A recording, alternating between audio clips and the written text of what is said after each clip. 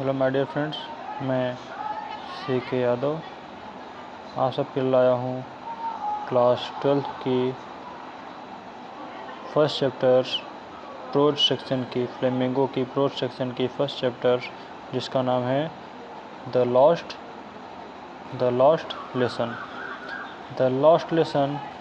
हम इसको देख सकते हैं और समझ सकते हैं कि इसमें नए वीडियो के लेक्चर में मैं चंदन कुमार यादव आप सबके लिए आज के इस वीडियो लेक्चर में क्लास 12 की फर्स्ट चैप्टर के अध्ययन करने वाले हैं, जैसा कि आप देख रहे हैं, जिसका नाम है द लास्ट लेसन और इसके लेखक हैं अल्फोंस डॉल्वेट। चैप्टर को स्टार्ट करने से पहले मैं आपसे एक वादा करना चाहता हूं कि यह वीडियो लेक्चर जब समाप्त होगा तो आपके लिए यह चैप्टर एक धुआं होने वाला है, अर्थात इसमें कोई इसी प्रकार की कोई कठिनाई नहीं होगी जिसको आपको समझ में ना आए। तो सबसे पहली चीज़ इस अध्याय में जो चीज़ है वह है the last lesson. The last मतलब अंतिम, लेसन मतलब पाठ अर्थात अध्याय, या इसमें कह सकते हैं द लास्ट लेसन अंतिम पाठ या अंतिम पाठ। तो इसमें इसके लेखक हैं अल्फोंस डॉल्वेट। तो चैप्टर के बारे में ज़रा सा थोड़ा सा वैसे ही जानकारी ले लेते हैं कि यह चैप्टर ताकि आसानी से आपको समझ में आए। तो देखिए, इसमें अध्याय में एक युद्ध के बारे में वर्णन किया गया है। किसके बारे में? युद्ध के बारे में। और बताया गया है कि किसी देश के लोगों से जब उसकी मातृभाषा छीन ली जाती है तो उनके माँ होना के कैसी होती है और उनके ऊपर क्या बीतती है, इस चीज़ के बारे में इस अध्याय को पढ़ने के दौरान हम समझ जाएंगे। और सबसे बड़ी चीज़ इसमें एक चीज़ है जिसे गांठ बांध कर याद करने वाली चीज़ है कि इस अध्याय में एक घटना का वर्णन है, एक घटना का वर्णन किया गया है। पास्ट की बात की गई है कि जो फ्रांस है, ठीक है, फ्रांस और रसिया के बीच और प्रसिया के बीच क्या होता है, प्रसिया के बीच युद्ध होता है, ठीक है। तो इस युद्ध का नतीजा या तो कोई जीतेगा या तो कोई हारेगा। तो जीतने वाला होता है आपका प्रसिया और हारने वाला होता है फ्रांस। तो प्रसिया से फ्रांस क्या होता है, युद्ध में हार जाता है। तो प्रसिया क्या करता है कि फ्रांस के 2 ज़िलों में अर्थात फ्रांस के 2 ज़िलों पर अपना कब्जा कर लेता है, ठीक है। प्रसिया क्या करता है, फ्रांस के 2 ज़िलों पर अपना कब्जा कर लेता है और उस ज़िले का नाम था अल्सास और लॉरेंस। तो युद्ध में क्या होता है, फ्रांस रसिया से हार जाता है और प्रसिया क्या करता है कि फ्रांस के युद्ध के बाद वह दोनों ज़िलों पर प्रसिया में मिला लेता है, अल्सास और लॉरेंस को। तो अब देखते हैं, अबाउट द ऑथर से कोई क्वेश्चन नहीं आता तो इसको पढ़ने की कोई आवश्यकता नहीं है। अबाउट द लेसन में थोड़ा सा एक बार लेखक के शब्दों में जानने की ज़रूरत है, लेकिन फिर भी हम लोग अपना क्लासेस से प्रारंभ करते हैं। हमारा क्लासेस यहाँ से प्रारंभ है।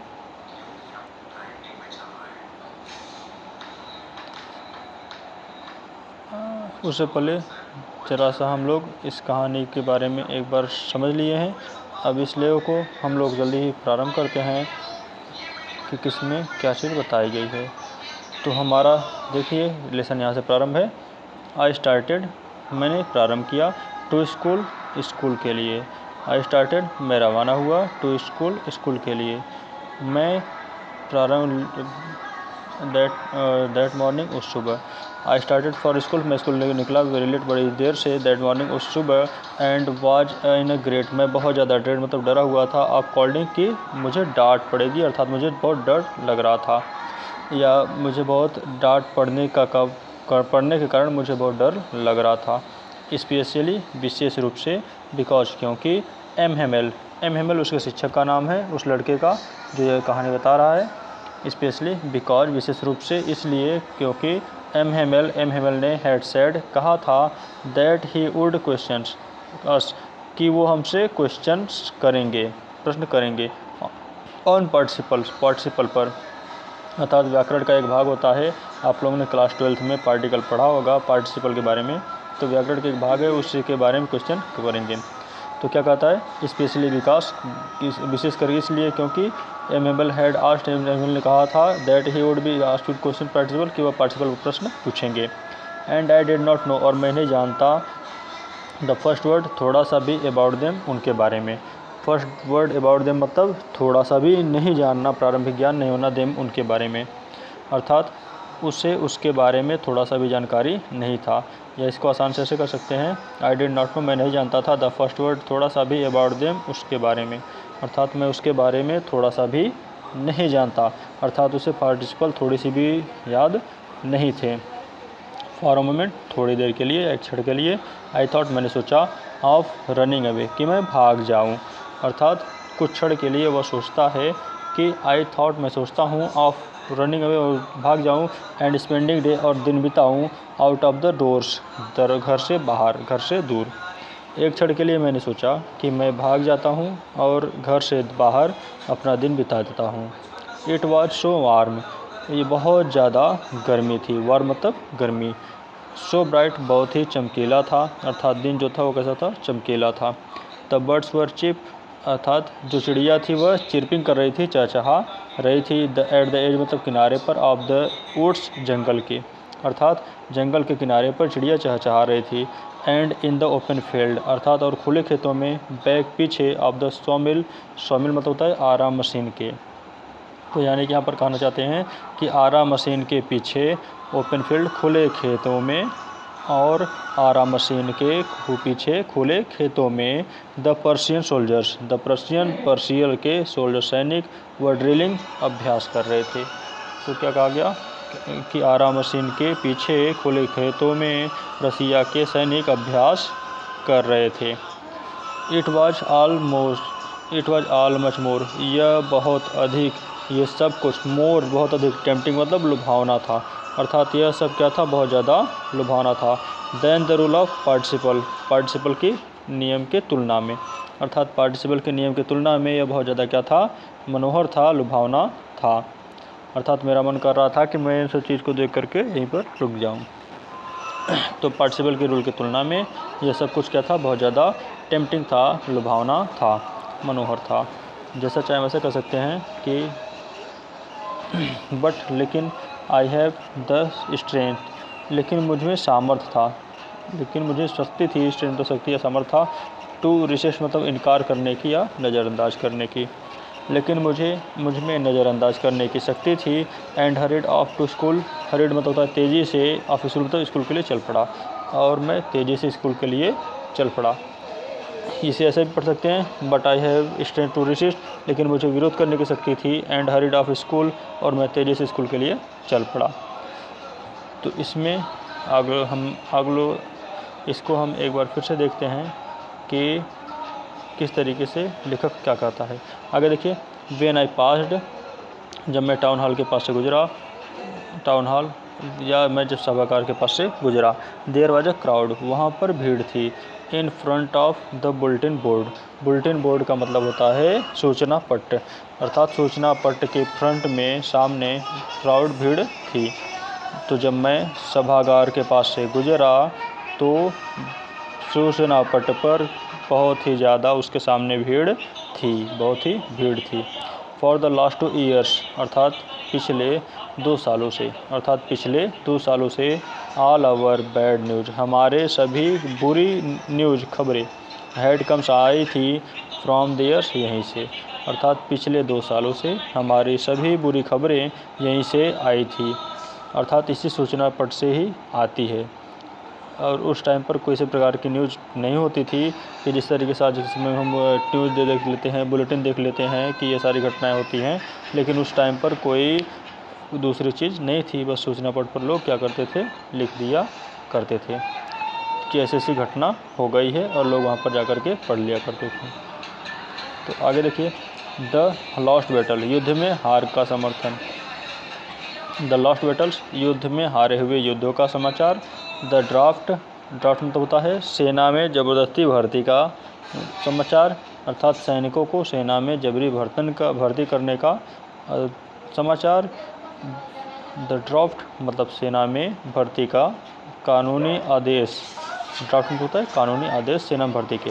द ऑर्डर्स, आदेश, ऑफ द कमांडिंग ऑफिसर्स, अर्थात सेना अधिकारी के आदेशों के समाचार। तो क्लियर हुआ, एक बार फिर से देख लीजिए। फॉर लास्ट 2 ईयर्स, पिछले 2 सालों से, all over bad news comes from there, वह सभी बुरी समाचार वहीं से आते थे। अगला कहता है द लॉस्ट बैटल्स, हारे हुए युद्धों का समाचार। द ड्राफ्ट सेना में भर्ती के समाचार। The orders of the commanding, कानूनी आदेश वाले समाचार। The orders of commanding officers, सेना अधिकारी के आदेश से संबंधित समाचार। ठीक है। एंड आई थॉट, और मैंने सोचा, टू माई सेल्फ, स्वयं से, और मैंने मन में सोचा, विदाउट स्टॉपिंग, बिना रुके मैंने अपने मन में सोचा या अपने आप से सोचा या अपने मन में सोचा, अर्थात बिना रुके अपने मन में या अपने आप में मैंने सोचा, विदाउट स्टॉपिंग, बिना रुके। What can be the matter now, अब क्या बात है या अब क्या बात हो सकती है, अब क्या बात हो सकती है या अब क्या बात हो सकता है। देन, तब, as I hurried by the fast, और तब मैं उसके बाद, आई हरिड मैंने जल्दी किया, बाय द फास्ट जितनी जल्दी से मैं जा सकता था, आई कुड गो जितनी जल्दी से मैं जा सकता था। देन, तब, as hurried as I past, I could go, अर्थात मैं जितना तेज़ जा सकता था मैं उतना तेज़ जा रहा था, अर्थात मैं अपनी पूरी तेज़ और पूरी शक्ति से चल रहा था। देन, तब, as I hurries fast by as fast as I could ही गो, जैसे ही मैं अपनी पूरी शक्ति से चल पड़ा, द ब्लैक स्मिथ, लोहार, वॉयसर्स, जिसका नाम वॉक्टर था, तो क्या कहा गया, लोहार जिसका नाम वॉक्टर था, हु वाज देयर, वो जो वहीं पर था, विथ हिज अप्रेंटिस, अपने चेले के साथ या अपने प्रशिक्षक, अर्थात यहाँ पर सीधे से गुरु या चेले से संबंधित समझ सकते हैं या गुरु और शिष्य से संबंधित समझ सकते हैं कि जो वॉक्टर्स।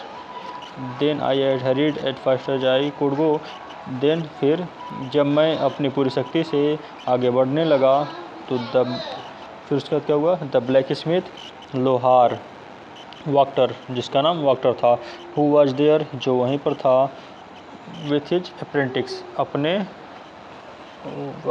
अप्रेंटिस मतलब होता है शिष्य के साथ, अपने चेले के साथ, रीडिंग द बुलेटिन, रीडिंग मतलब पढ़ रहा था, द बुलेटिन समाचार को, अर्थात जो वहीं पर खड़ा होकर समाचार को पढ़ रहा था। कॉल्ड आफ्टर मी, उसने मुझे आवाज़ दी। डोंट गो सो फास्ट, इतना तेज़ मत जाओ। बब, बच्चे या लड़के, बब मतलब बच्चे या लड़के इतना तेज़ मत जाओ।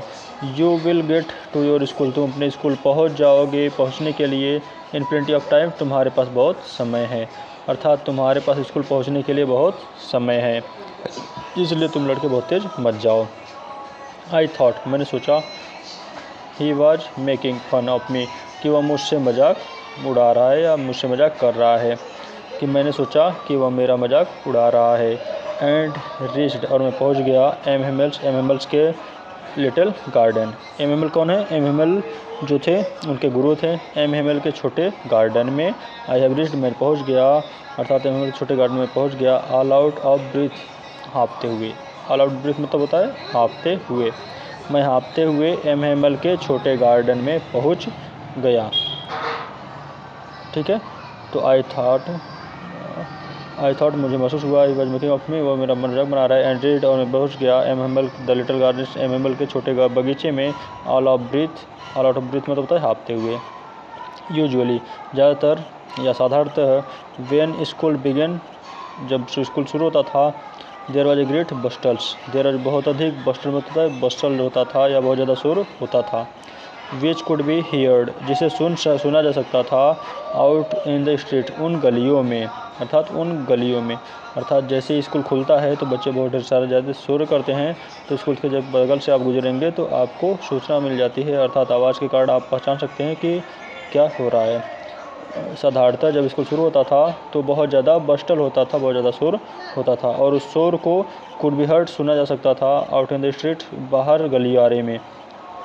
The opening and closing of desk का खोलना और बंद करना, अर्थात जैसे कि बच्चे अपनी तैयारी करते हैं कि बेंचों को खोलने और बैगों को खोलने और बंद करने के लिए, ठीक उसी तरीके से वह आवाज़ करते हैं। द ओपनिंग, खोलना, एंड क्लोजिंग, बंद करना, ऑफ डेस्क का खोलना और बंद होना।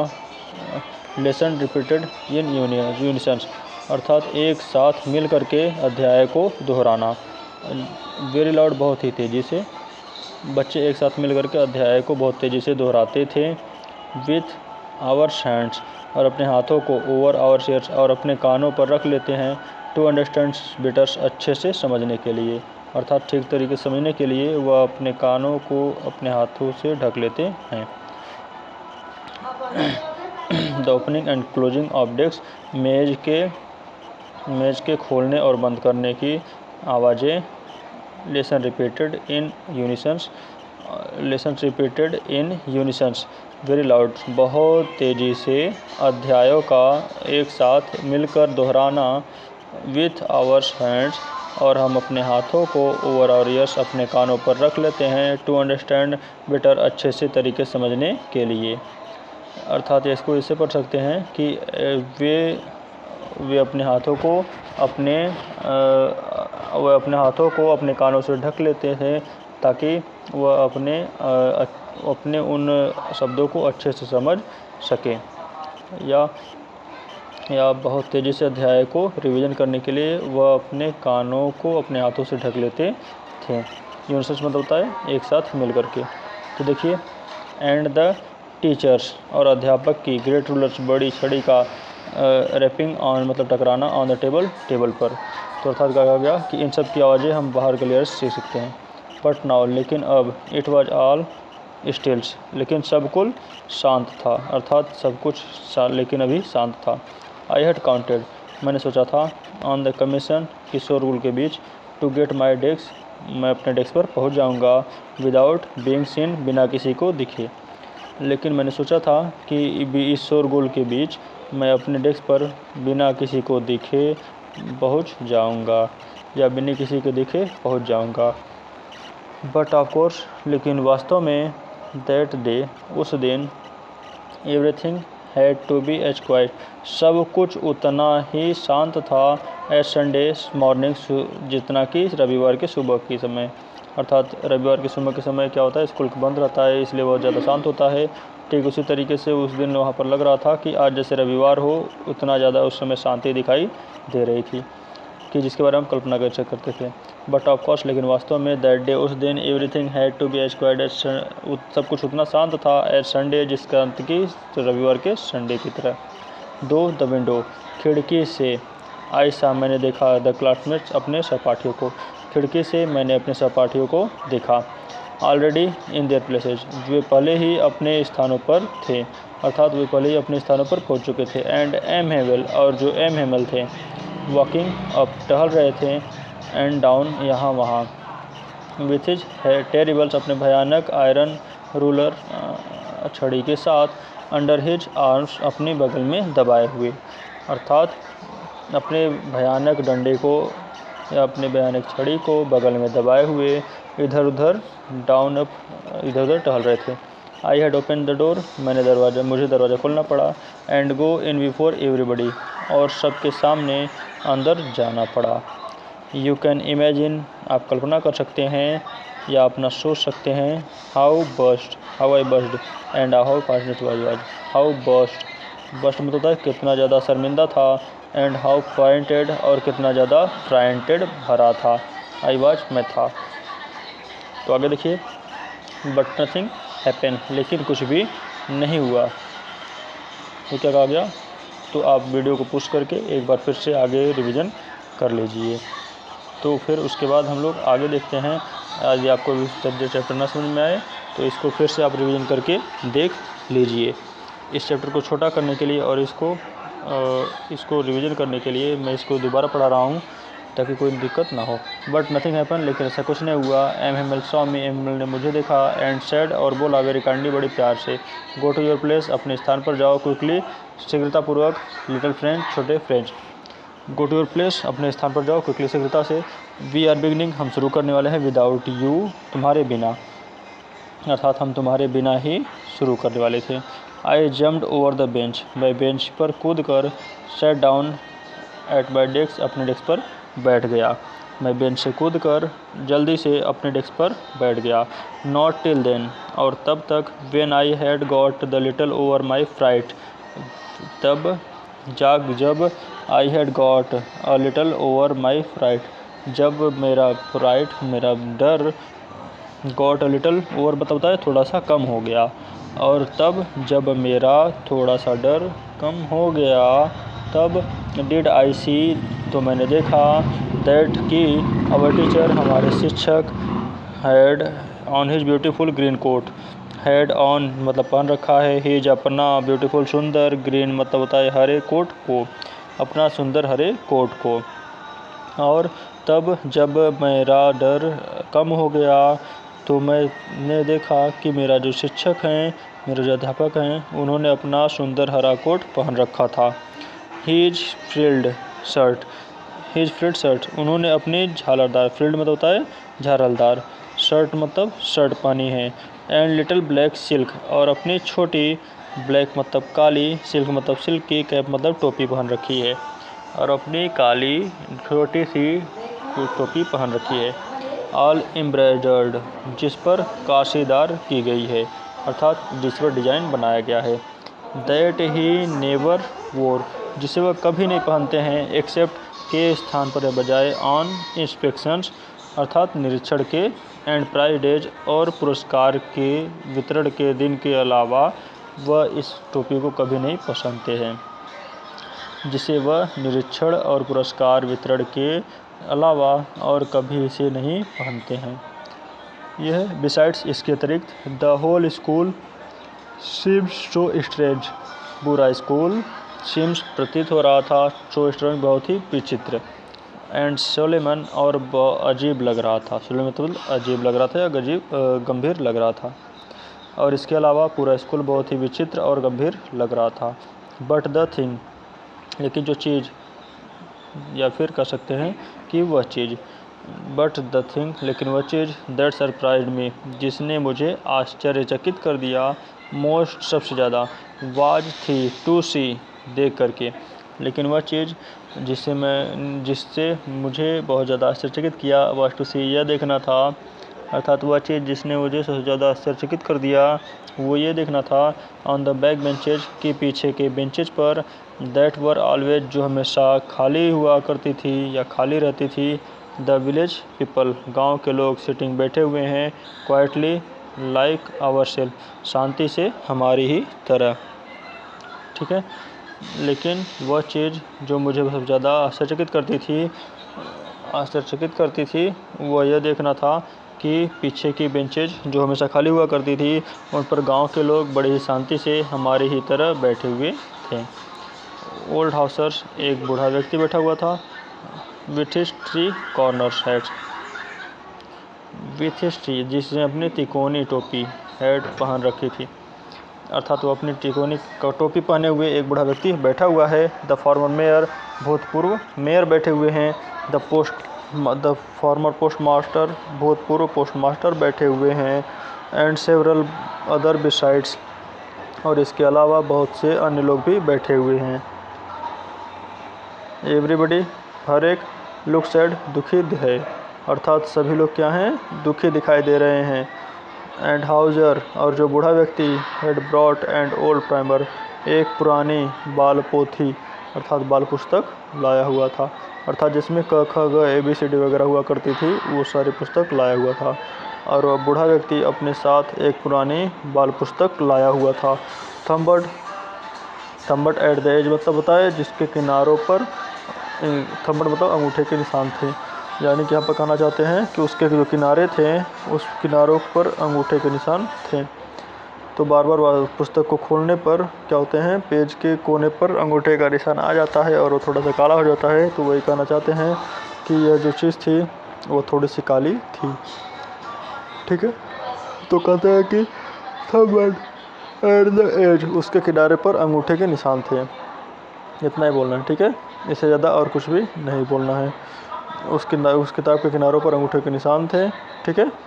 And he held it open, और इसे खोल करके उसे रखा था, ये मतलब उसने हेल्ड इट ओपन मतलब खोल कर रखा था, ऑन हिज नीज, अपने घुटनों पर, अर्थात उसे अपने घुटने पर खोल करके रखा था। विथ हिज ग्रेट एक्सपेक्टिकल्स, और उसके बड़े चश्मे, लेइंग अक्रॉस द पेजेज के ऊपर पड़े हुए थे, अर्थात जैसे पेज के ऊपर हैं, पेज के ऊपर वो क्या चश्मे पड़े हुए थे, अर्थात उसने अपने पेज के ऊपर चश्मे को रखे हुए था। विच इज ग्रेट एक्सपेक्टिकल्स, लेकिन उसका जो चश्मा था लेइंग क्रॉस द पेज पर पड़ा हुआ था, पृष्ठ के ऊपर पड़ा हुआ था। आगे कहते हैं while I was wondering about it all. While जब, आई वॉज वंडरिंग मैं सोच रहा था, अबाउट इट ऑल इन सब चीज़ों के बारे में। जब मैं इन सब चीज़ों के बारे में सोच रहा था या इसके बारे में विचार कर रहा था। M Hamel mounted his chair. Mounted मतलब होता है बैठ जाना या जम जाना। हिज चेयर अपने चेयर पर। And in the same grave और उसी गंभीर एंड जेंटल टोन और विनम्र टोन मतलब अंदाज में, और उसी गंभीर और विनम्र अंदाज में which he had used to me जो उन्होंने मुझ पर प्रयोग किया था। सैड कहा, माई चिल्ड्रन मेरे बच्चों, this is the last lesson यह अंतिम पाठ है। आई शैल गिव यू जो मैं तुम्हें पढ़ाऊँगा, अर्थात जो मैं आज तुम्हें पढ़ाऊँगा वह अंतिम पाठ है। जब मैं इन सब चीज़ों के बारे में सोच रहा था तो M Hamel mounted his chair, M Hamel अपने कुर्सी पर बैठ गए। And in the same grave और अपने उसी ग्रेव, सेम ग्रेव मतलब होता है उसी गंभीर एंड जेंटल टोन विनम्र अंदाज में which he had used to me जो उन्होंने मुझ पर प्रयोग किया था। सैड बोले, माई चिल्ड्रन मेरे बच्चों, this is the last lesson यह अंतिम पाठ है। आई शैल गिव यू जो मैं तुम्हें पढ़ाऊँगा। द ऑर्डर आदेश has come from Berlin, Berlin से आ चुके हैं, अर्थात बर्लिन से आदेश आ गए हैं। टू टीच पढ़ाया जाएगा, ओनली जर्मन सिर्फ जर्मन। इन द स्कूल्स स्कूलों में, of Alsace and Lawrence Alsace के लॉरेंस के, अर्थात एल्सास के और लॉरेंस के स्कूलों में अब जर्मन भाषा ही पढ़ाई जाएगी। बर्लिन से यह आदेश आ चुका था कि एल्सास और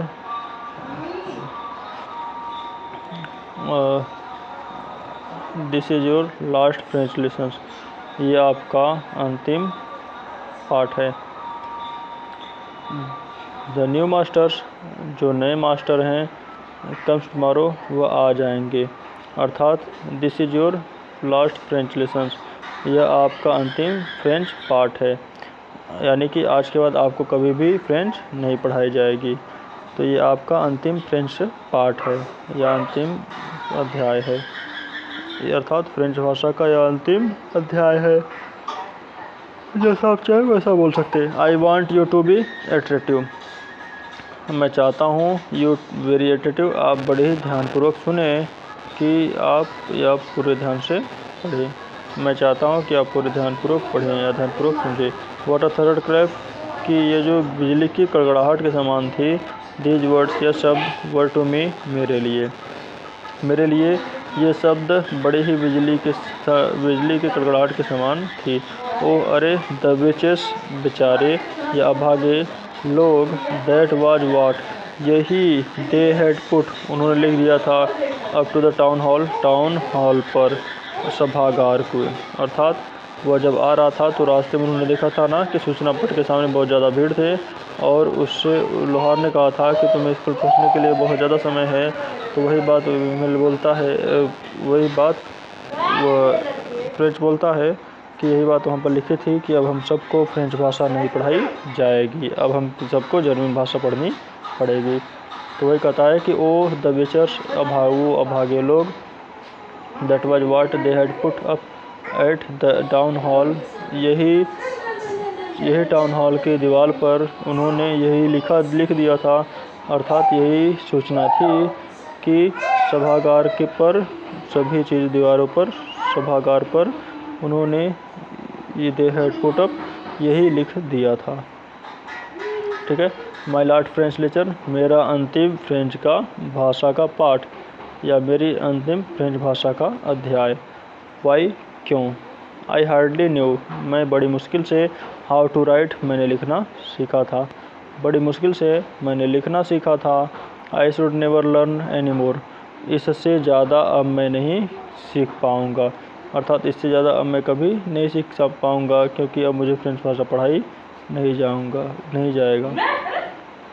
तो लेखक कहता है कि बड़ी मुश्किल से उसने सीखा था, अर्थात अब इससे ज़्यादा वह सीख नहीं पाएगा। आई मस्ट स्टॉप देयर मुझे यहीं पर रुक जाना पड़ेगा, यानी कि अब मैं इससे ज़्यादा फ्रेंच लैंग्वेज को सीख नहीं पाऊँगा, अर्थात अब मुझे जर्मन भाषा पढ़नी पड़ेगी। ठीक है, क्योंकि मैं वह अल्सास में रहता है या लॉरेंस में रहता है। आगे देखते हैं। आई मस्ट स्टॉप देयर, मुझे यहीं पर रुक जाना पड़ेगा, यानी कि अब मैं और ज़्यादा फ्रेंच लैंग्वेज नहीं सीख पाऊँगा क्योंकि मेरे गुरुदेव तो अब चले जाएंगे। तो कहते हैं आई मस्ट स्टॉप देयर, मुझे यहीं पर रुक जाना पड़ेगा।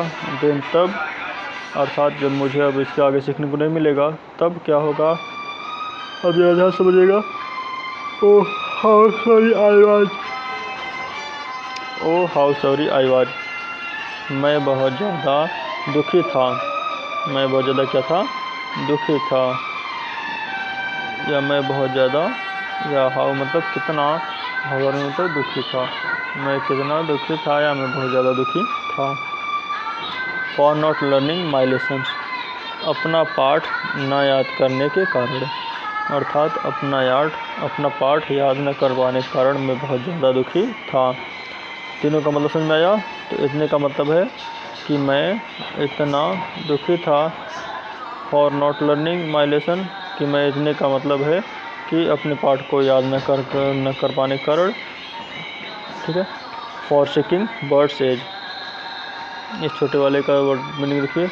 फॉर सीकिंग बर्ड्स एज, चिड़िया के या पक्षियों के एक से मतलब अंडे को, सीकिंग मतलब ढूंढने को, और अथवा गोइंग स्लाइडिंग, गोइंग मतलब जाना, स्लाइडिंग मतलब होता है फिसलने के लिए, ऑन द सार मतलब सार पर, और सार पर फिसलने जाने के लिए। इसको फिर से देखते हैं।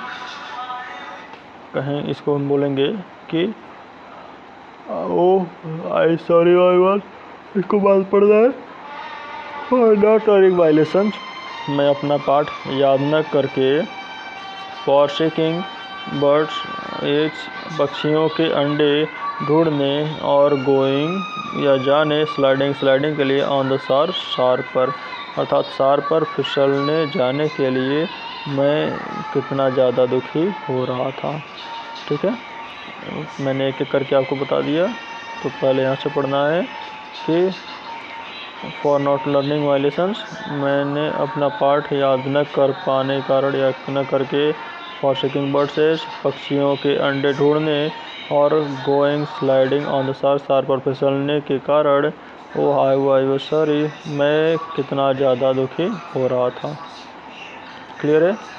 That had seemed such a nuisance, nuisance मतलब होता है परेशानी।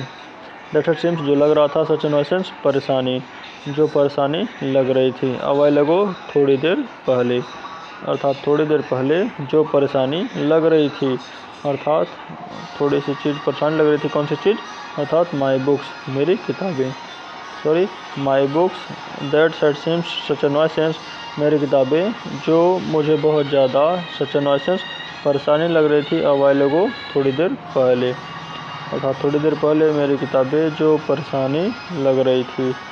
सो हैवी टू कैरी, उन्हें ले जाने में, अर्थात उन्हें लेकर ढोकर ले जाने में वो कैसी थी, हैवी भारी थी। माई ग्रामर मेरा व्याकरण, एंड माई हिस्ट्री और मेरा इतिहास, ऑफ द सेंथ संतों का, और मेरे संतों का इतिहास, वर ओल्ड फ्रेंड्स पुराने मित्र हो चुके हैं। तो क्या कहा गया कि मेरा जो किताब है ग्रामर का और जो संतों का इतिहास का जो किताब है वह काफ़ी पुराना हो चुका है। I could not give up, मैं नहीं छोड़ सकता। M Hemal to head, M Hemal भी कितने बेचारे हैं। आई हैड आइडिया, मुझे विचार। दैट ही वाज गोइंग, वह अब जा रहे हैं। That I should never see him, और हम उससे कभी नहीं देखेंगे।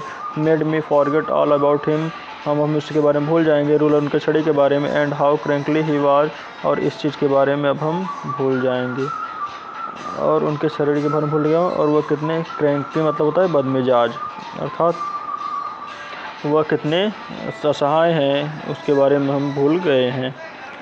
पुअर मैन, बेचारे आदमी। इट वाज द हॉनर, इस सम्मान में, ऑफ दिस लास्ट लेसन, अंतिम पाठ को, अर्थात इस अंतिम पाठ के सम्मान देने के लिए, दैट ही हैड पुट, उन्होंने पहने हैं, on his fine Sundays cloth, अपने रविवार की कपड़े को, अर्थात अपने रविवार के पहनने वाले कपड़े को वह पहने हुए हैं।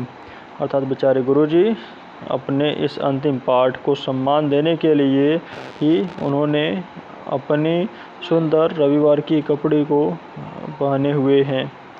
ठीक है, तो बेचारे गुरुजी उन्होंने अपनी अंतिम पाठ को सम्मान देने के लिए अपने रविवारीय सुंदर कपड़े पहने हुए हैं। एंड नाउ आई अंडरस्टूड, और मैं समझ गया, वाई क्यों द ओल्ड मैन, ये बूढ़े व्यक्ति, कि क्यों गांव के बूढ़े लोग ऑफ सिटिंग बैठे हुए थे, देयर इन द बैक, पीछे ऑन द रूम, कमरे के। और मुझे अब समझ में आ गया है कि गांव के बूढ़े लोग कमरे के पीछे क्यों बैठे हुए थे। इट वॉज बिकॉज, ऐसा इसलिए था, दे वर सॉरी, वे दुखी थे, टू, इसके लिए, अर्थात उन्हें दुखी था, अर्थात वे लोग भी अपने मातृभाषा नहीं सीख पाए थे, जैसे कि हम ही लोग हैं कि हिंदी हमें पूरी तरीके से नहीं आती। अर्थात कोई अच्छा खासा जानकारी व्यक्ति हिंदी में बात करता है तो हम भटक जाते हैं, क्योंकि हमें पूरी जानकारी नहीं है हिंदी की, भले ही वह हमारी मातृभाषा है। इसे हम सिर्फ समझाने के लिए बोल रहे हैं। तो वही चीज़ है कि गांव के जो लोग होते हैं वह थोड़ी सी अंदर भाषा में बोलते हैं, तो इस तरीके से यदि वहाँ पर दूसरी भाषा आ जाए तो उन्हें बहुत बुरी लगती है। इट वॉज बिकॉज, ऐसा इसलिए था, दे वर सॉरी, वो दुखी थे, to that they had not gone to school more, वो क्योंकि वह ज़्यादा स्कूल नहीं जा सके थे। अर्थात यहाँ पर सीधे सीधे कहना चाहते हैं कि वह भी अपनी मातृभाषा को अच्छे तरीके से नहीं सीख सके थे। ठीक है, यानी कि ऐसा इसलिए था क्योंकि उन लोगों को भी का दुख था कि वो लोग भी ज़्यादा स्कूल नहीं गए थे। ठीक है, तो आगे देखते हैं। It was their way of thinking, it was, यह उनका अपना वे तरीका था, ऑफ थिंकिंग, धन्यवाद देने का, और मास्टर, हमारे मालिक को, हमारे गुरुदेव को, फॉर इज 40, उनके 40 वर्षीय, फैथफुली, सहानुभूतिपूर्वक, ईमानदारी पूर्वक, सर्विस, सेवा के लिए। तो उन हमारे गुरुजी की 40 साल की ईमानदारीपूर्ण सेवा के लिए धन्यवाद कहने का इनका अच्छा तरीका, उनका अपना तरीका था। एंड ऑफ शोइंग, और वह दिखा रहे थे, देयर रिस्पेक्ट, उनका सम्मान, अर्थात उनकी निष्ठा, फॉर द कंट्री, देश के लिए, दैट वाज देयर्स नो मोर, जो अब उनका नहीं था। अर्थात अब वे लोग तो पर्शिया के अंतर्गत आ चुके थे, तो वही कहते हैं कि वह लोग उस देश के लिए अब अपना सम्मान दिखा रहे हैं, अपना निष्ठा दिखा रहे हैं, जो अब उनका नहीं रहा। अर्थात फ्रांस अब उनका देश नहीं है और अब वह पर्शिया के नागरिक हैं। ठीक है, वाइल आई वॉज थिंकिंग, जब मैं सोच रहा था, ऑफ ऑल दिस, इन सब चीज़ों के बारे में, जब मैं इन सब चीज़ों के बारे में सोच रहा था, आई हेयर्ड, मैंने सुना, माई नेम कॉल्ड, मेरा नाम पुकारा गया। अर्थात इट वॉज माई टर्न, मेरी बारी थी, टू रिसाइट, बोलने की, रिसाइट मतलब बोलने की, अब बोलने की अब मेरी बारी थी।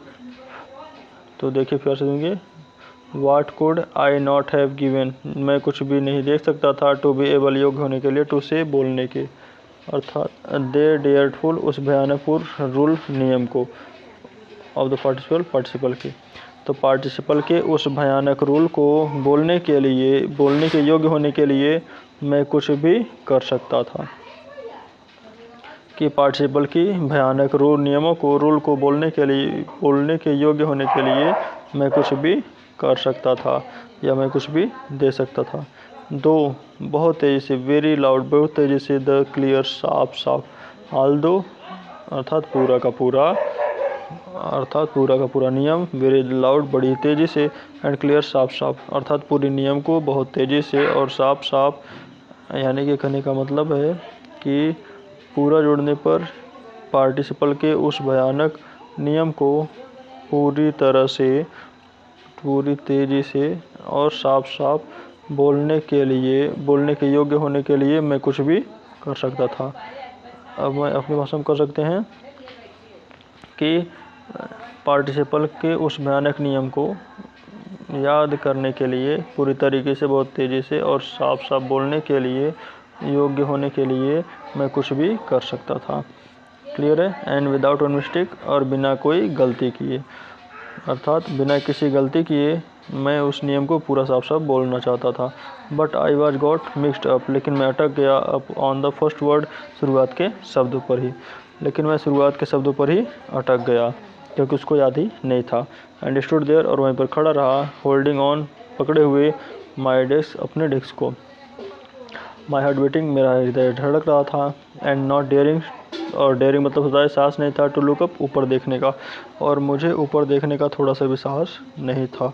आई हेयर्ड, मैंने सुना, एम एल को से टू मी, मुझे कहते हुए, अर्थात मैं एम को मुझसे कहते हुए सुना। आई वॉन्ट स्कॉल्ड यू, मैं तुम्हें नहीं स्कॉल्ड मतलब डांटूंगा। लिटिल फ्रेंच, छोटे French. You must feel bad enough, तुम्हें आवाज़ से ही काफ़ी बुरा महसूस हो रहा होगा, अर्थात तुम्हें काफ़ी बुरा महसूस हो रहा होगा। सी, देखो, हाउ इज इट, यह कैसा है, या इसको ऐसे कर सकते हैं कि देखो ऐसा है। एवरीडे, हर दिन। We have said to our self, हम स्वयं से कहते हैं बा, अरे, I have plenty of time, मेरे पास बहुत समय है। I will run it tomorrow, मैं इसे कल याद कर लूँगा, या मैं इसे कल पढ़ लूँगा। हम लोग भी ऐसे कहते हैं कि चलो आज थोड़ी देर बाद पढ़ते हैं, या एग्ज़ाम तो नेक्स्ट डे है तो हम अगले दिन पढ़ेंगे, आज ही क्या पढ़ें। ठीक उसी तरीके से यह भी सोचता है कि चलो अभी हमारे पास बहुत समय है, हम उसे सुबह या अगले दिन पढ़ लूँगा। वाह, आई हैव प्लेंटी ऑफ टाइम, अरे मेरे साथ बहुत ज़्यादा समय है। I have learn it tomorrow, मैं इसे कल याद कर लूँगा। एंड नाउ यू सी, अब तुम देख सकते हो, where you have come out, अब हम कहाँ आ गए हैं, अर्थात अब तुम देख सकते हो कि अब हम कहाँ आ गए हैं, अर्थात हमारा देश गुलाम बना जा चुका है, अर्थात अब हम पर्शिया के अंतर्गत आ गए हैं, और अब हमें जन्मधान विषय पढ़ने पड़ेंगे। तो देखो अब हम लोग कहाँ आ गए हैं। ओह अरे, दैट्स द ग्रेट ट्रबल, यह सबसे बड़ी समस्या है। विथ अल्सास, अल्सास के साथ, अर्थात अल्सास के साथ यही सबसे बड़ी समस्या है। See puts off learning, see puts off अर्थात यहाँ के लोग लर्निंग टाल देते हैं, टिल टुमारो, कल तक, अर्थात यहाँ के लोग वह सीखने के लिए कल पर टाल देते हैं, अर्थात वो लोग कहते हैं कि मैं इसे कल सीखूँगा, या मैं यह काम कल कर लूँगा। तो यहाँ के लोग, ये लोग सीखने को कल पर टाल देते हैं। नाउ दोज फॉलोज, अब उन लोगों को, हाउ देयर, अब बाहर के लोगों को, यू हैव राइट्स, अधिकार होगा, टू सेट यू, आपसे कहने का, अब बाहर के लोगों को आपसे कहने का अधिकार होगा, अर्थात वह लोग जो कहेंगे वही भाषा आपको पढ़नी पड़ेगी। तो बाहर के लोगों को अब आपसे कहने का अधिकार होगा। हाउ इज इट, ऐसा कैसे है। यू प्रिटेंड टू, तुम नाटक करते हो, टू बी फ्रेंच मैन, फ्रांसीसी होने का, अर्थात तुम फ्रांसीसी होने का नाटक करते हो। And yet you can make neither speak, और ना ही तुम बोल सकते हो। एंड एट, और फिर भी, नॉर वाइट, तो ना ही तुम लिख सकते हो। And yet you can neither speak, ना ही तुम बोल सकते हो, नॉर राइट योर लैंग्वेज, अपनी भाषा को ना ही तुम लिख सकते हो। लेकिन फिर भी ना कि तो तुम अपनी भाषा को लिख सकते हो और ना ही उसे बोल सकते हो। But you are not worst, लेकिन इन सब से बुरे नहीं हो, वर्स्ट मतलब बुरे नहीं हो।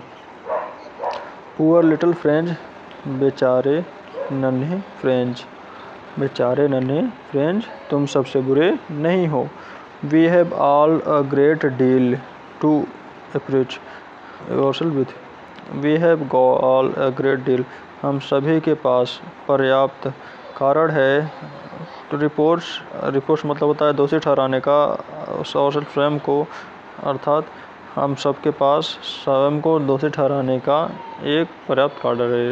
रिपोर्ट्स मतलब दोषी ठहराने का, अर्थात योर पेरेंट्स, तुम्हारे माता पिता, वर नॉट एंग्जियस, चिंतित नहीं थे, इनफ, पर्याप्त, अर्थात तुम्हारे माता पिता पर्याप्त उत्सुक नहीं थे। हैव यू लर्न, तुम्हें पढ़ाने के लिए, तुम्हारे माता पिता तुम्हें पढ़ाने के लिए पर्याप्त उत्सुक नहीं थे। दे प्रिफर्ड, वो प्रेफर करते हैं, टू पुट यू, तुम्हें, टूअर, काम दिलाने के, अर्थात वह तुम्हें काम दिलवाना पसंद करते हैं। ऑन अ फॉर्म, किसी फॉर्म में, और एट द मिल्स, या किसी मिल में, अर्थात या किसी मिल में या किसी फॉर्म में तुम्हें आरे मशीन में काम दिलाने के प्रेफर करते, अर्थात तुम्हें किसी आरे मशीन पर काम दिलाना पसंद करते। प्रेफर मतलब पसंद करते। टू पुट यू मतलब रखने के लिए। टू वर्क मतलब काम दिलाना। ऑन द फॉर्म किसी फॉर्म पर। और एट द मिल्स या किसी मिल पर। वह तुम्हें किसी फार्म या आरा मशीन पर काम दिलाने पसंद करते, ज़्यादा पसंद करते। सो ताकि एज टू हैव उन्हें मिल सके अ लिटिल मोर मनी थोड़ा सा अधिक पैसे, अर्थात ताकि उन्हें थोड़ा सा अधिक धन मिल सके। एंड आई और मैं। हैव बीन टू ब्लेम मतलब होता है दोषी हूँ। आल्सो भी, और मैं भी दोषी हूँ। Have I not often sent you to water my flower, often नहीं, ऑफ्टन मतलब कई बार, सेंट मतलब भेजा, यू टू वाटर पानी देने के लिए, माई फ्लावर्स मेरे फूलों को। क्या मैंने तुम्हें मेरे फूलों को पानी देने के लिए नहीं भेजा। इंस्टेड ऑफ लर्निंग तुम्हारे पाठ को पढ़ाने के बजाय, अर्थात instead of learning your lesson तुम्हारे पाठ को पढ़ाने के बजाय, क्या मैंने तुम्हें कई बार मेरे फूलों को पानी देने के लिए नहीं भेजा, मेरे फूलों को पानी देने के लिए। एंड और when I wanted to go fishing और जब मेरा मछली पकड़ने जाने का मन होता था।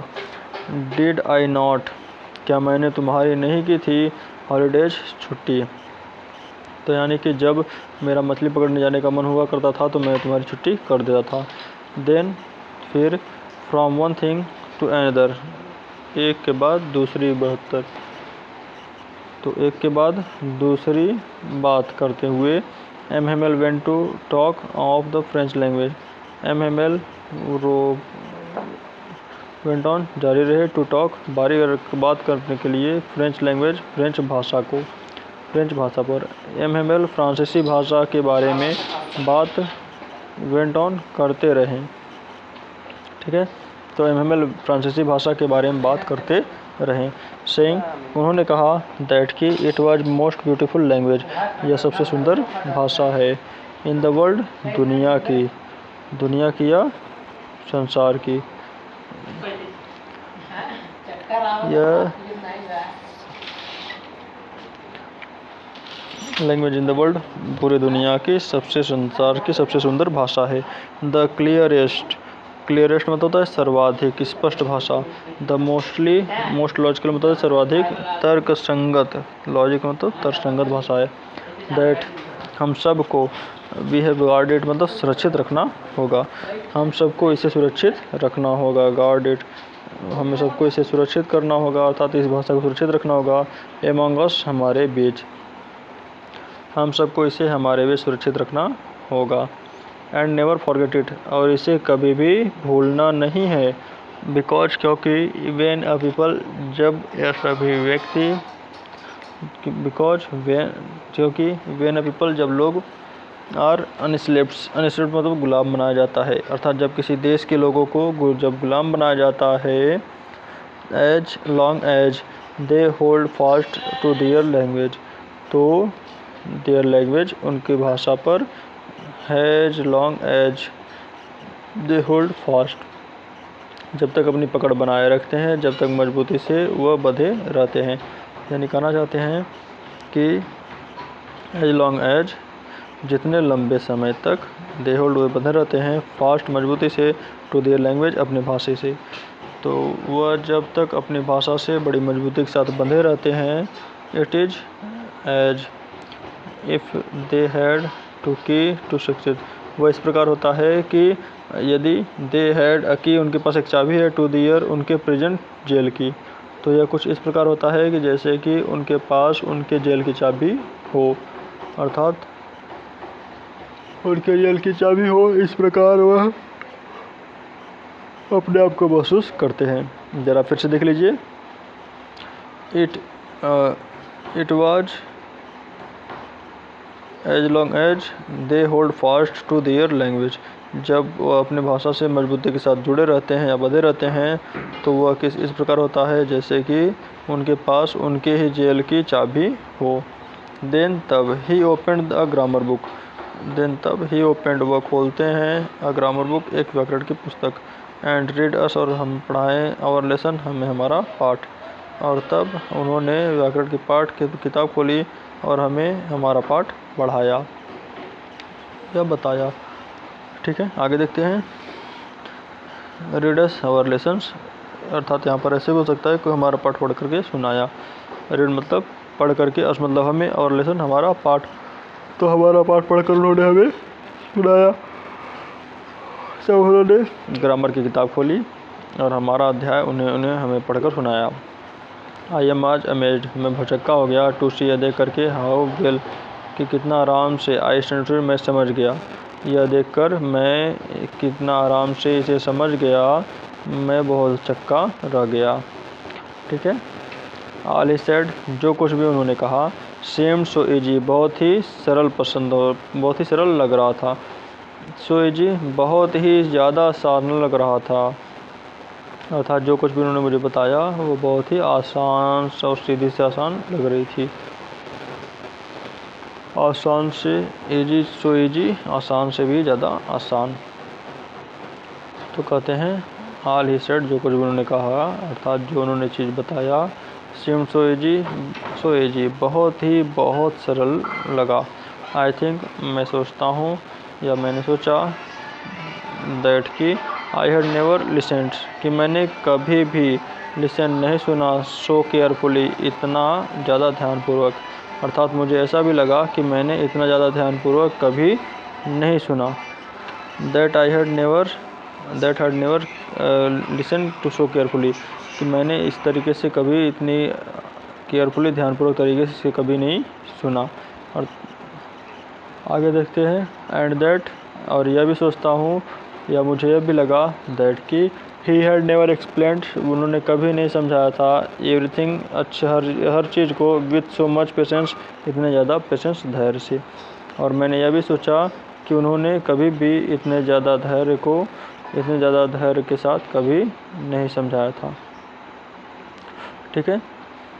It seems almost as if the poor man, it seemed, ऐसा लग रहा था, ऑलमोस्ट, जैसा कि, द पुअर मैन, यह बेचारा आदमी, ऐसा लग रहा था कि जैसा कि यह बेचारा व्यक्ति, वांटेड टू गिव अस, हमें दे देना चाहता है, ऑल हिज न्यू, जो उसके पास जानता है। अर्थात वह अपनी सारी जानकारी को, अपने सारे ज्ञान को हमें दे देना चाहता है। यानी ऐसा लग रहा था कि यह बेचारा व्यक्ति अपने सारे ज्ञान को हमें दे देना चाहता है। ही न्यू, वह जानता है जितना भी, बिफोर गोइंग अवे, यहाँ से जाने से पहले, मतलब यहाँ से जाने से पहले वह बेचारा व्यक्ति यहाँ की अपने सारी चीज़ें हमें दे देना चाहता है। अर्थात वह अपना सारा ज्ञान हम सबको दे देना चाहिए था। एंड पुट इट, और सब कुछ हमारे, इन आवर हेड्स, हमारे मस्तिष्क में, एट वन स्ट्रोक, एक ही बार में, एक ही झटके में वह हमारे मस्तिष्क में भरना चाहता था। एंड पुट इट, और भर देना चाहता था, ऑल ओवर हेड्स, हमारे मस्तिष्क में, एट वन स्ट्रोक, एक ही बार में। अर्थात वह एक ही बार में हमारे सारे मस्तिष्क में अपना सारा ज्ञान डाल देना चाहता था।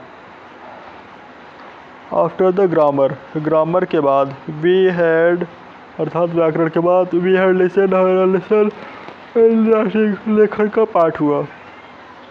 अर्थात ग्रामर के बाद हमारा लेखन का पाठ हुआ। जैसे कि आपको कुछ चैप्टर पढ़ा देने के बाद फिर बोला जाता है कि हिंदी इसका लिख कर दिखाओ, तो उसी तरीके से ही उसे भी ग्रामर का पाठ पढ़ाने के बाद कुछ उसमें से काम करने के लिए मिला। आफ्टर द ग्रामर, ग्रामर के बाद, we had lessons in writing, राइटिंग का पाठ आया। दैट डे, उस दिन, M Hamel had new copies, M Hamel had new copies, नई कॉपियाँ लाए थे, फॉर अस, हमारे लिए। उस दिन एम हेमल ने हमारे लिए नई नई कॉपियाँ लाए थे। Written in beautiful round hand, little beautiful, round मतलब होता है गोलाकार, वक्राकार, अर्थात वक्राकार शैली में। रिटन लिखा गया था, इन ब्यूटीफुल, सुंदर, राउंडे हैंड, गोलाकार में, वक्राकार शैली में। अर्थात उस कापी पर वक्राकार शैली में बड़े ही सुंदर शब्दों में लिखा गया था, जिन पर सुंदर वक्राकार, राउंडेड वक्राकार शैली के हस्तलेख में लिखा हुआ था, फ्रांस एल्सास, फ्रांस एल्सास, अर्थात फ्रांस एल्सास, फ्रांस एल्सास, ये दोनों चीज़ वहाँ पर लिखा हुआ था। दैट डे, उस दिन affable had new copies for us, ने हमारे लिए के लिए नई कॉपी लाए थे। Written in a beautiful round hand, जिसमें बड़ी ही अच्छी भाषा में लिखा हुआ था। इन अ ब्यूटीफुल, सुंदर, राउंड हैंड, इसका मतलब होता है वक्राकार शैली के हस्तलेख में, अर्थात वक्राकार शैली के हस्तलेख में लिखा हुआ था। क्या लिखा हुआ था? फ्रांस एलेस, फ्रांस एलेस, फ्रांस एलेस और फ्रांस एलेस लिखा हुआ था। They looked like little flag, यह छोटे झंडे के समान लग रहे थे, फ्लोटिंग, लहरा रहे हो, एवरीवन, हर जगह, इन द स्कूल, स्कूल के रूम, कमरों में। दे लुक्ड, वे कॉपियाँ, looked like the little flag, छोटे झंडे के समान लग रही थी, या फिर वे कॉपियाँ ऐसी लग रही थी जैसे कि वह छोटे झंडे हो, फ्लोटिंग, जो लहराए हुए हो, एवरीवेयर, प्रत्येक जगह, in the school room, school के कमरे में। वो छोटे झंडों की तरह लग रहे थे जो स्कूल के कमरों में हर जगह लहरा रहे हैं। हंग फ्रॉम द रोड, अर्थात हंग मतलब लटका दिया गया, फ्रॉम द रोड मतलब होता है छड़ों से, अर्थात उन्हें छड़ों से जैसे लटका दिया गया था। हंग फ्रॉम द रोड, जो छड़ से लटका दिए गए हों। At the top of our desk, हमारे डेस्क के टॉप पर, अर्थात ऊंचाई पर। यो हमारे मेज के ऊपर वह छड़ों से लटका दिए गए हों। ठीक है। You are to have seen, काश आप देख पाते, या काश आप देख पाते, how every one said to work, हर कोई काम करने में कितना व्यस्त था। काश आप देख पाते कि हर कोई काम करने में कितना व्यस्त था, अर्थात हर कोई अपने कामों में लगा हुआ था। काश आप देख पाते। And how quite it was, और वहाँ पर कितना ज़्यादा शांति थी। क्वाइट थी, कितना ज़्यादा शांति थी। द ओनली साउंड वाज, सिर्फ आवाज़, वाज स्क्रैचिंग, स्क्रैचिंग मतलब होता है रगड़ की, ऑफ द पेन्स, पेनों की, ओवर द पेपर, पेपर पर, कागज़ पर, मतलब कागज़ के ऊपर सिर्फ एक ही आवाज़ आ रही थी, वो थी पेन के स्क्रैच की, अर्थात पेन के पेपर के ऊपर स्क्रैच की आवाज़ आ रही थी। अर्थात जब भी कभी भी पेन को किसी जगह रगड़ा जाएगा तो उसका आवाज़ कुछ निकलता है ना, तो उसी के बारे में बोल रहा है कि जो एक आवाज़ आ रही थी वह जो कागज़ पर पेन की रगड़ की थी, यानी कि लिखते टाइम जब पेन चल रही थी तो उसकी आवाज़ आ रही थी।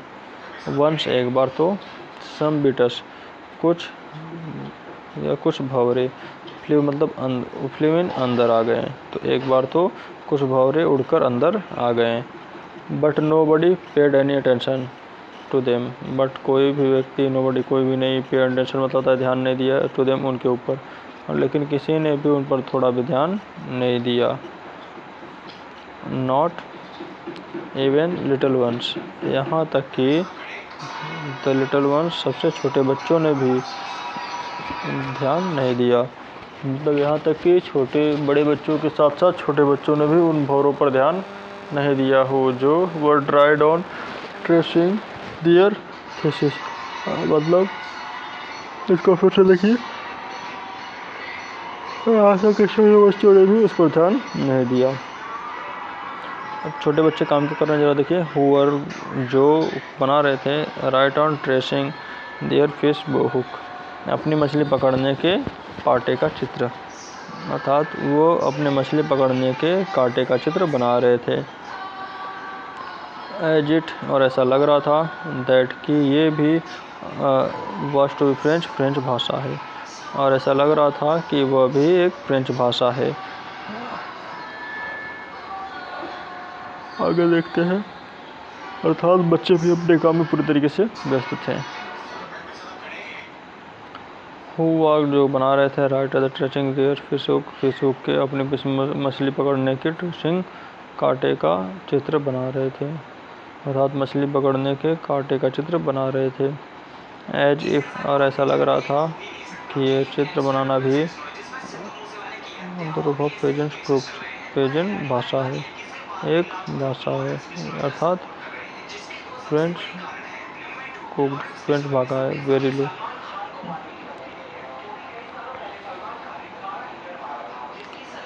क्या आ गया कि भौरे उड़ कर के अंदर आ गए, लेकिन उन पर कोई भी ध्यान नहीं दिया। Not even the little ones, सबसे छोटे बच्चों ने भी उन पर ध्यान नहीं दिया। who try to be resting their fish hooks, जो अपने मछली पकड़ने के कांटे का चित्र बना रहे थे। एज इफ, जैसा कि द वॉज फ्रेंच इज, और फ्रेंच भी फ्रांसीसी भाषा पढ़ रहे थे, मतलब ऐसा लग रहा था कि वो फ्रांसीसी भाषा पढ़ रहे थे। ऑन द रूफ, छत पर, द पिजेंट्स, कबूतर, कुक्ड वेरी लो, बहुत धीरे धीरे, कुक्ड मतलब गुटुरगु कर रहे थे, अर्थात छत पर कबूतर भी बड़े धीरे धीरे गुटुरगु कर रहे थे। एंड आई थॉट, और मैं सोचा, माई सेल्फ, स्वयं से, लेकिन मैंने अपने मन में सोचा, विल दे मेक, क्या वे लोग, them Singh in German, German में गाएंगे, इवन द पिजन्स, क्या कबूतर भी, अर्थात विल दे मेक देम, उन लोगों को मजबूर करेंगे, सिंग इन जर्मन, जर्मन गाने के लिए, तो क्या वे लोग उन्हें जर्मन भाषा में गाने के लिए भी मजबूर करेंगे, इवन द पिजन्स, कबूतरों को भी। तो आज के लिए इतना ही, बाकी बातें हम लोग नेक्स्ट क्लासेज में ये सारे चैप्टर्स के बारे में पढ़ेंगे। आज के लिए इतना ही। मैं आशा करता हूँ कि आप सबको ये चैप्टर्स बढ़िया लगा होगा। यदि आपने अभी तक इस चैनल को सब्सक्राइब करिए, लाइक करिए और शेयर करिए। आज के लिए इतना ही, धन्यवाद।